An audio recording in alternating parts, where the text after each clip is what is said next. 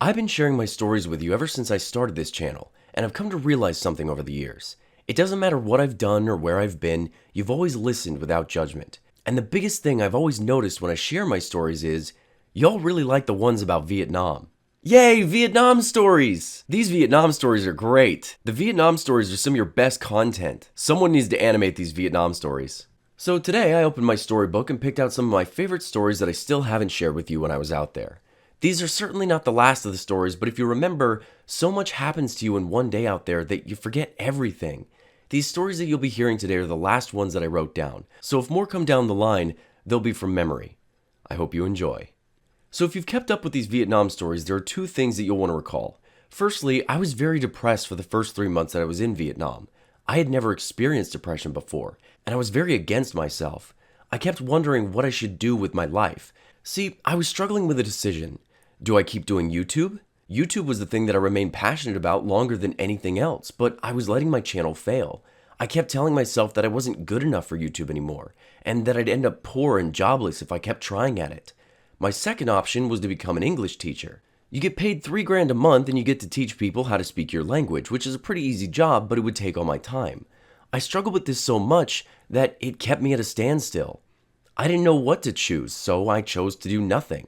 It's like that guy in the line at Subway. He looks at the menu for ages and he doesn't know what he wants and he pisses everyone off due to his indecisiveness. This was me. Luckily, Vietnam is the land of serendipity, and just as I was having this dilemma, I was sent into one of the most surreal experiences I'd ever had. One day I was walking down the street thinking about my life and my goals when I met these two guys at a kebab place. One of them was an American and the other was Indian.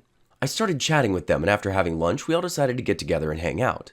I told them that I was a YouTuber, and they told me that they were documentary filmmakers. The American was from Texas. His name was William, and he was the one that I became closer friends with. He would show me his past documentaries on YouTube. He didn't get a lot of views, so he also shot commercials for bars and restaurants around Vietnam to make some extra cash. Their apartment was a simple $700 a month place. It was in a really nice area, and they were about 40 floors up, so the view was amazing.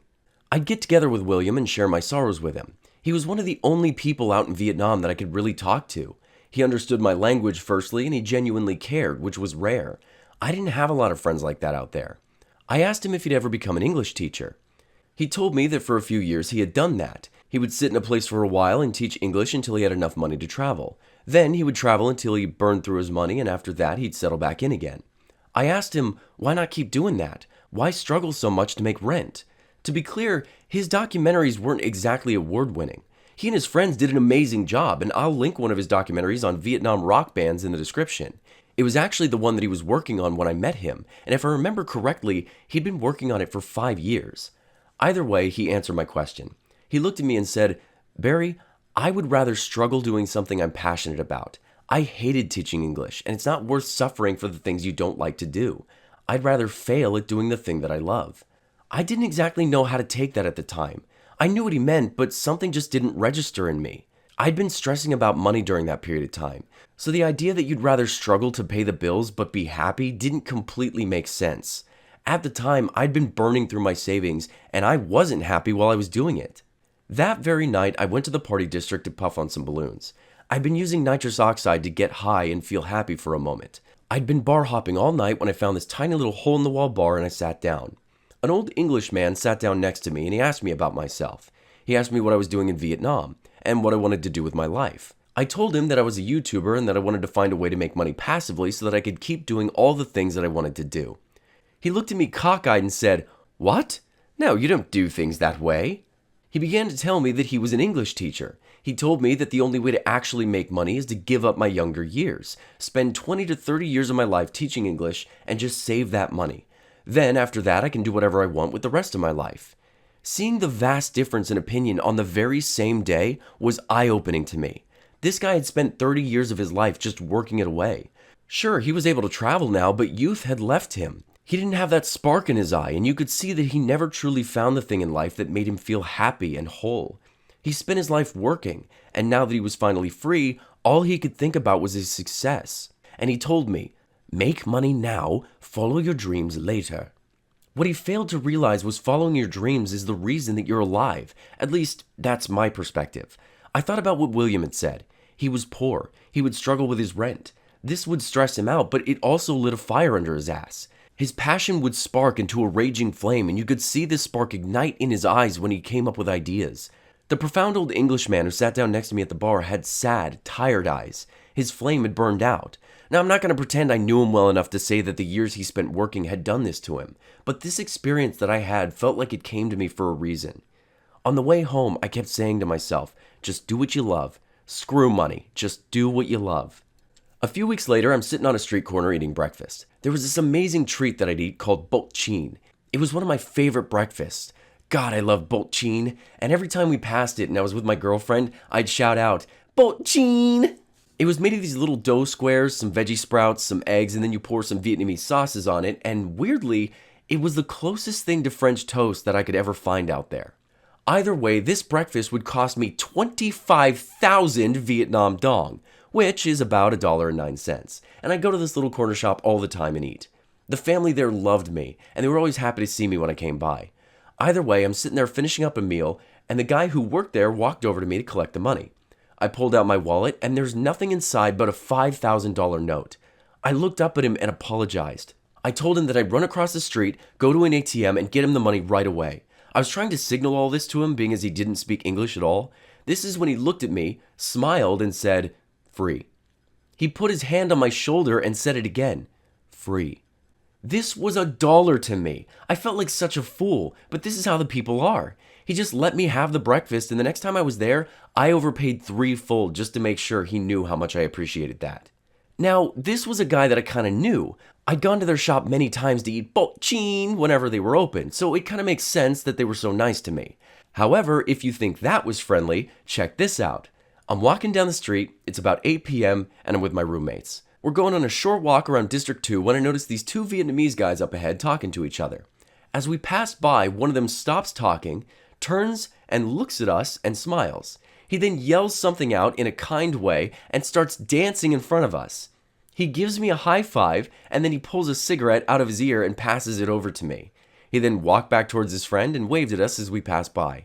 I seriously never knew what to do in those situations other than smile along. It was so strange to me to feel such genuine love and appreciation from strangers. They legitimately love you just for existing and visiting their country. And I'll never forget those moments where I'd walk out of a bathroom or walk around a corner and someone would ask me to take a picture with them. If I ever go back, I'm going to do that back to them. I'm going to take my camera around with me and ask random Vietnamese people if they'd take a photo. I think that'll make up for some of the love they gave me. This next story happened months later, and it still cracks me up to this day. I'd been wandering around the city for a full day. It was around 11 o'clock p.m., so it was time for me to go back home, so I ordered a Grab. Essentially, it's an app that calls a motorbike driver to come pick you up. You sit on the back of his bike, and he takes you wherever you want to go. Either way, my Grab driver comes and gets me, and we've got about 20 minutes before I'll be getting home. Now, I like to chat with my Grab drivers if I could. Some of them spoke English, and they love practicing with you. However, my Grab driver didn't speak English at all, so I pulled out my phone to text some friends and tell my girlfriend that I was headed home. Well, we get to a stoplight and another Grab driver pulls up to us. He had this shy female passenger on the back of his bike. My Grab driver looks over at the other driver and they start chatting together. Just then the light turns green and we keep on moving, when the other driver pulls up next to us and maintains speed. He looks at me and says, "Hey, your driver want me to tell you not to have your phone out. Someone could take it from you while you're driving, so put it in your pocket." I looked forward at my driver and he turned his head back and smiled at me. I thanked them both and I figured that was it, when the other driver calls back to me. "Hey, you smoke weed?" I looked at him with a huge smile. I was surprised that he'd asked. "Yeah, I smoke weed," I replied. He looked at me and said, "I smoke weed every night. Every night. Weed is illegal here, but screw them. I will always smoke weed. It's the best thing we have in Vietnam. Do you like weed?" I laughed hysterically. "Yeah, I like weed." He continued, "I love weed. I smoke it every night. My wife doesn't know I smoke it. I make sure she's asleep, but I smoke a lot of weed." This dude was killing me. Eventually, he had to merge into a different street, but before he did, he looked at me and yelled, "Smoke weed every day." In all my life, I will never forget that. Most Vietnamese people hate weed, and drugs in general are very frowned upon, so the fact that this guy was being so honest was unexpected and hysterical. This last story has much to do with Asian culture.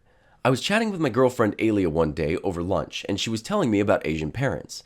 She said, Asian parents will never tell their sons or daughters that they've done a good job. If you have a B, they'll ask you, why isn't it an A? If you get an A, they'll ask you, why aren't you the top of your class? And so on. She told me that Asian parents will tell their kids' friends that they're doing good in school and that they're proud of them, but they won't say it to their own kids. I didn't know what to think of this. I'd heard of tough love and Asian parents are a meme, but to have it verified right there. I asked Alia, so do your parents tell you that they love you?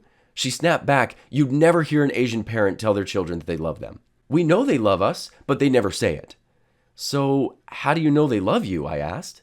Well, she replied, if it's your birthday, they get you the thing that you've always wanted. They get you a gift to show you that they know you and they want you to have the thing that makes you happy. Now, I was a bit confused, but mostly I was skeptical. I figured maybe some parents were this way. Maybe Alia's parents are this way. But no way this is just how things are, right? I mean, not telling your kids that you love them and are proud of them? One day I'm sitting on the back of a Grab and the guy who was driving me around spoke English very well. I asked him about Vietnam. Do you like living in Vietnam? Oh yes, Vietnam is great. Have you always lived in Ho Chi Minh City? Yes, I was born here. Do you have a family? Yes, wonderful family. The best family. I asked him about his wife and kids, and he was very kind. I have a beautiful wife and 2 children. Do you love them? I asked. I love them very much. I love them more than anything. I love my wife. I love my sons. They're my world. This is when I asked, do you tell them that? The dude stopped talking. He literally shut down right then and there. Eventually he said, no, they know I love them. I asked him, how do they know if you don't tell them? His reply was simple. They know. I'm so fascinated by other cultures, and being there in Vietnam as long as I was really opened my eyes. I realized there's no such thing as a right way of running a country. There's no right or wrong way of structuring a society. And every civilization on this planet has their own unique and beautiful way, and no matter how much you hate it, it works. These are the last stories that I had written down from my time in Vietnam, and I'm so glad to have shared them. Even if I stay in the same spot for the rest of my life, I will have truly lived because of the time that I was there. The only thing I could ever ask for, the only thing that's missing from my life right now, is a nice big plate of poutine.